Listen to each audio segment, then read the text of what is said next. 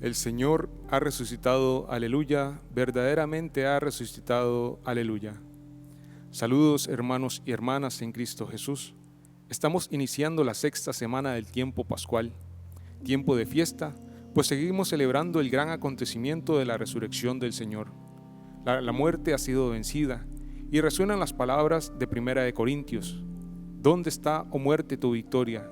¿Dónde está, oh muerte, tu aguijón? Es el Señor Jesús quien nos da la victoria sobre la muerte, resucitando y abriéndonos las puertas del cielo.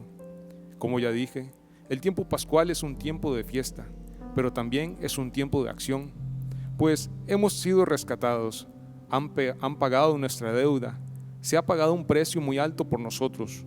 Nuestro Señor Jesucristo se ofrece en sacrificio por toda la humanidad y nos redime, resucitando el primero, para que, imitando su ejemplo de vida y enseñanzas, muramos al pecado y también a nosotros mismos, para resucitar con Él. Por esto, no podemos quedarnos de brazos cruzados. Es necesario ser agradecidos primero de corazón y luego se debe materializar en acciones concretas.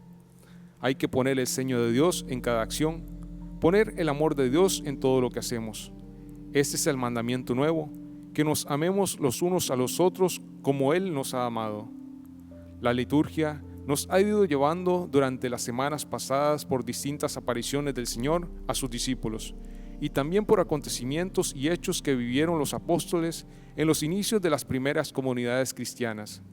El domingo anterior, el Evangelio, el Señor nos llama a permanecer unidos a Él para dar fruto, como la rama permanece unida a la vid para dar fruto. En este sexto domingo de Pascua, la temática no es distinta. En el Evangelio, el Señor nos explica la necesidad de permanecer unidos a Él en el amor para dar fruto, mandato que tiene sustento en su ejemplo, al dar la vida por nuestra salvación. Escuchemos ahora con atención el Evangelio. Lectura del Santo Evangelio según San Juan. En aquel tiempo dijo Jesús a sus discípulos: Como el Padre me ha amado, así os he amado yo. Permaneced en mi amor. Si guardáis mis mandamientos, permaneceréis en mi amor, lo mismo que yo he guardado los mandamientos de mi Padre, y permanezco en su amor. Os he hablado de esto para que mi alegría esté en vosotros, y vuestra alegría llegue a plenitud. Este es mi mandamiento, que os améis unos a otros como yo os he amado. Nadie tiene amor más grande que el que da la vida por sus amigos. Vosotros sois mis amigos, si hacéis lo que yo os mando. Ya no os llamo siervos, porque el siervo no sabe lo que hace su señor. A vosotros os llamo amigos, porque todo lo que he oído a mi Padre os lo he dado a conocer.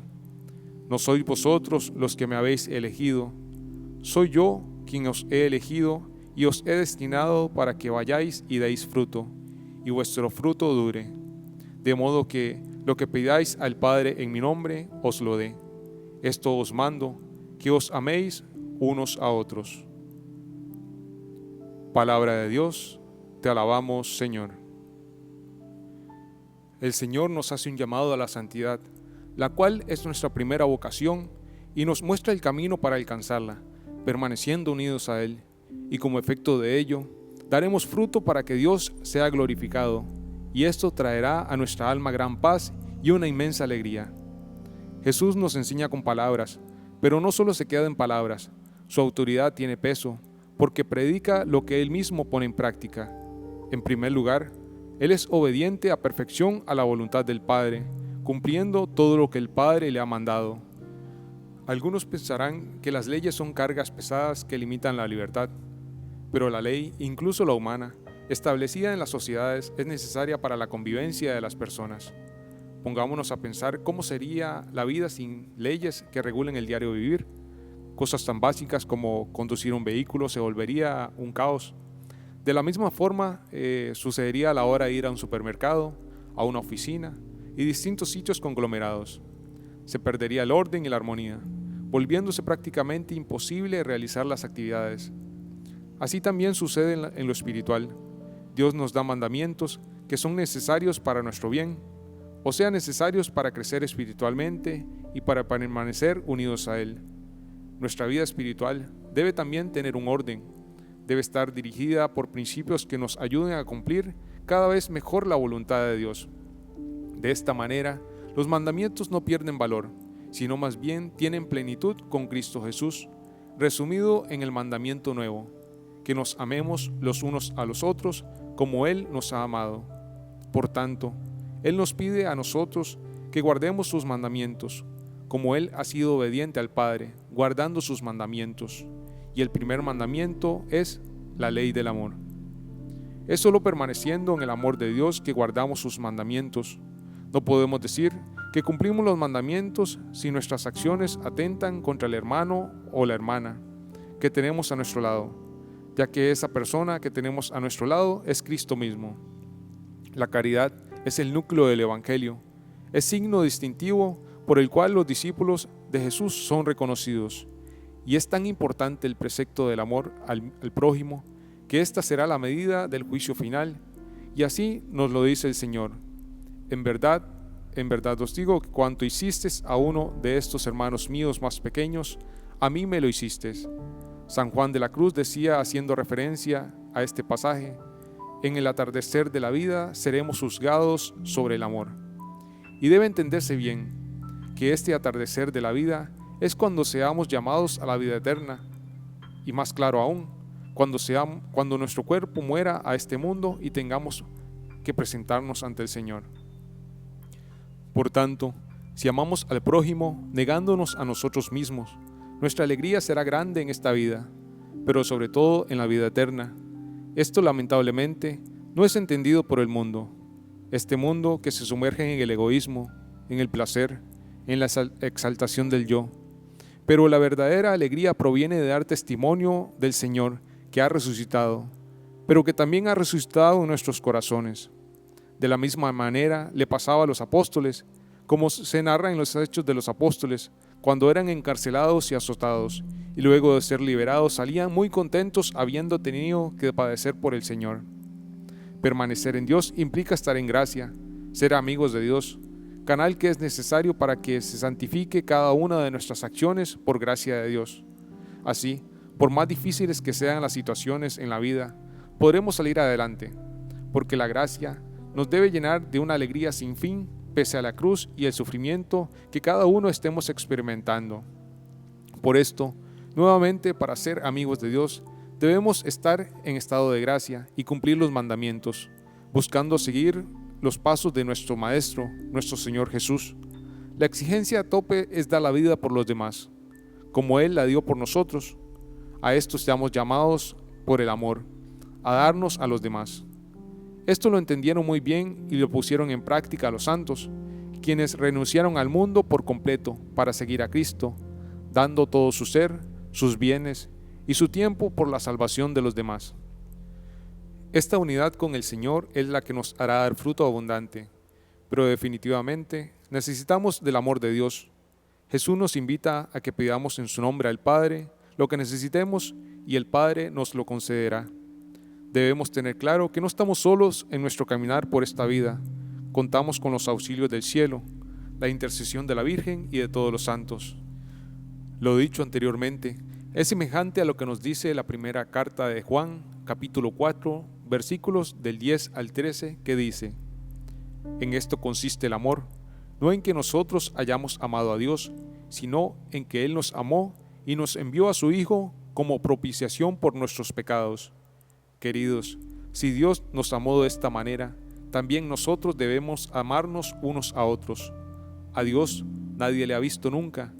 Si nos amamos unos a otros, Dios permanece en nosotros y su amor ha llegado a nosotros a su plenitud. En esto conocemos que permanecemos en Él y Él en nosotros, en que nos ha dado de su Espíritu. Dios nos ama y de la misma forma en que nos ama, quiere que también nosotros nos amemos los unos a los otros.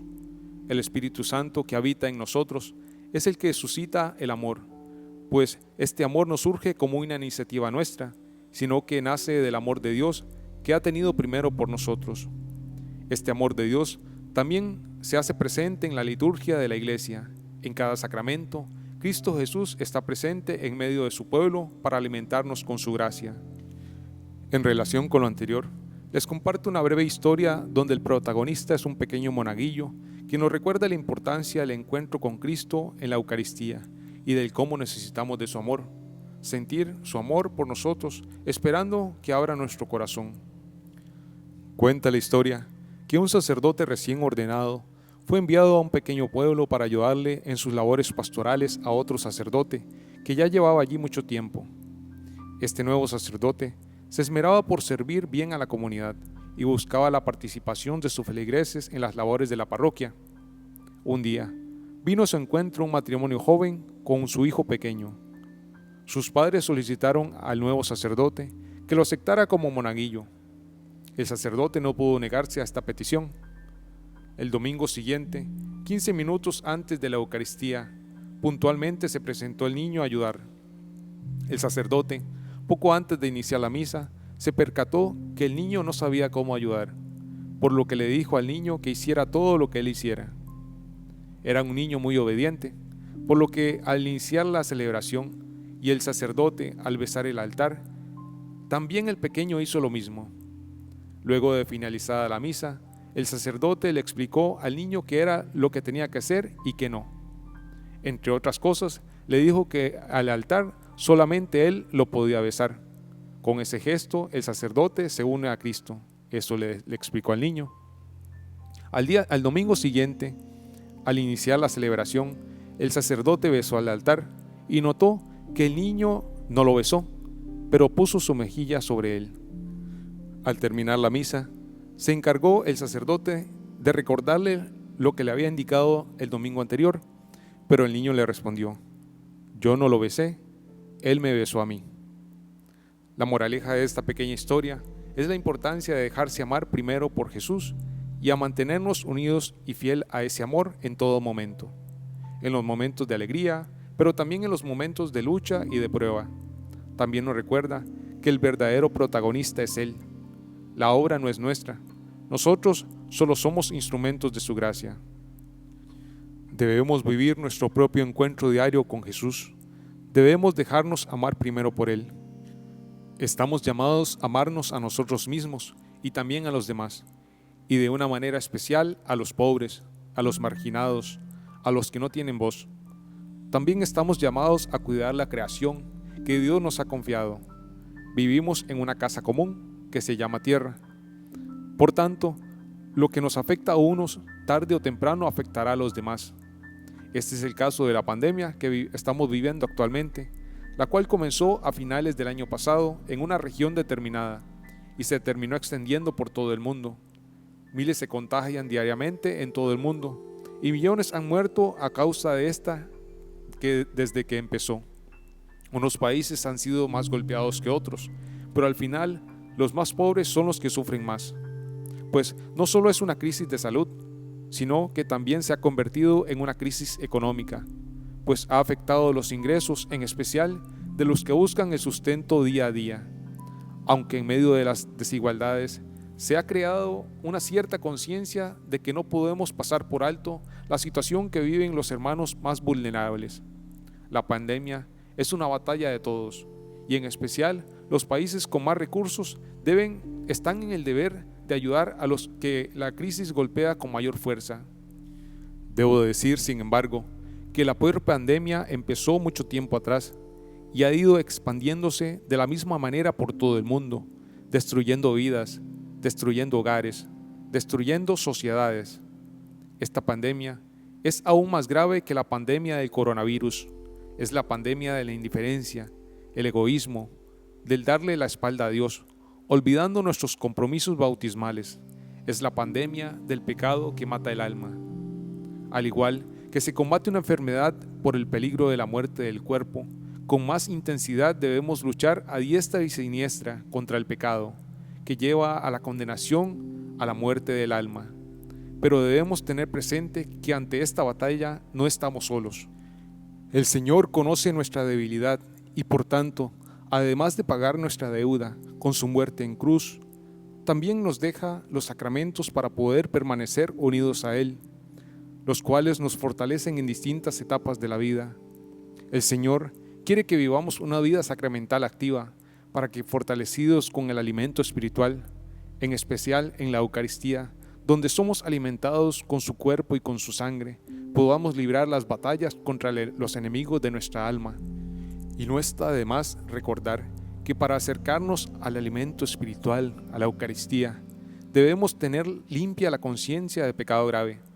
Y si por alguna razón hemos caído en pecado, debemos correr a reconciliarnos con el Señor por el sacramento de la confesión, siguiendo los pasos que nos exhorta a seguir la Santa Iglesia para una buena confesión. Y así, libres de pecado y con el propósito firme de no volver a pecar, provisto con la gracia de Dios, continuemos en ascenso espiritual. Además de los sacramentos, la oración es fuente de fortaleza espiritual y nos ayuda a permanecer unidos al Señor. Es por medio de la oración donde hablamos con el Señor como con un amigo. Le damos las gracias por lo que nos da, por la obra que ha hecho en nosotros. Le pedimos perdón por las faltas que hemos cometido contra su divina voluntad y le pedimos por las intenciones que llevamos en lo más profundo de nuestros corazones, poniendo nuestra confianza en Él, en que nuestras súplicas son escuchadas. Es por esto que, habiendo recibido todos estos auxilios divinos por los sacramentos, por la oración y toda acción de Dios, debemos ponernos en acción y, ya fortalecidos, llevar el Evangelio a otros, empezando por los que nos rodean, incluso nuestra familia. No podemos quedarnos estáticos ante las necesidades que tienen los hermanos. Mucho hemos recibido, por tanto, hay que poner en práctica lo que Dios ha realizado en nosotros. Mucho hay por hacer y las palabras no siempre son necesarias. Así se hacía entender un santo religioso a otro que lo escuchaba: predica, predica, predica, si es necesario, incluso con la palabra. Con esto da a entender que la mejor predicación que podemos hacer es con nuestro ejemplo de vida, es dejar que por la acción del Espíritu Santo en nuestra vida, todo lo que hagamos sea evangelio. Es precisamente esto lo que han hecho los santos, vivir en su vida el evangelio, negándose a sí mismos, para vivir en íntima unidad con Dios y entregándose en el servicio a los demás. Pero la santidad no es solo un llamado para unos pocos, al contrario, es nuestra primera vocación como bautizados. Jesús nos lo dice: vosotros pues, sed perfectos, como vuestro Padre Celestial es perfecto. Entonces, ante este pedido, ¿por dónde empezar? Esa es la pregunta que hay que responder. Una vez alguien le preguntaba a un santo: ¿qué tengo que hacer para ser santo? Esperaba una respuesta muy complicada y profunda, pero el santo le respondió: para ser santo basta querer. Este es el primer paso, querer. Pero quererlo de verdad, o sea, poniendo todos los medios para lograrlo, pero con la ayuda de Dios, sin la cual nada podemos. Esto implica que las obras y los comportamientos deben respaldar nuestros propósitos. Al final, son las obras las que hablarán y darán testimonios de nuestra fe. A modo de cierre de esta reflexión, habiendo resucitado con Cristo y reafirmando los compromisos bautismales, fortalecidos con la gracia de Cristo Jesús en unidad con Él por el amor, prediquemos en todo momento el Evangelio, no tanto con la palabra, sino con nuestra vida. Y si llega algún momento de debilidad o desánimo, no dudemos en recurrir a la fuente del amor, que es el mismo Cristo Jesús. Pero tampoco podemos olvidar que la Virgen María, la Madre de Dios, está ahí presta también para escuchar nuestras peticiones y correr en nuestro auxilio. Madre de Dios, pero también Madre nuestra, quiere nuestro bien y sobre todo nuestra salvación. Por eso, acudamos con confianza a ella y pidámosle amar a Jesús como ella le amó, y al final de nuestra vida terrena, llevados de su mano, alcancemos la corona del cielo. Dios les bendiga.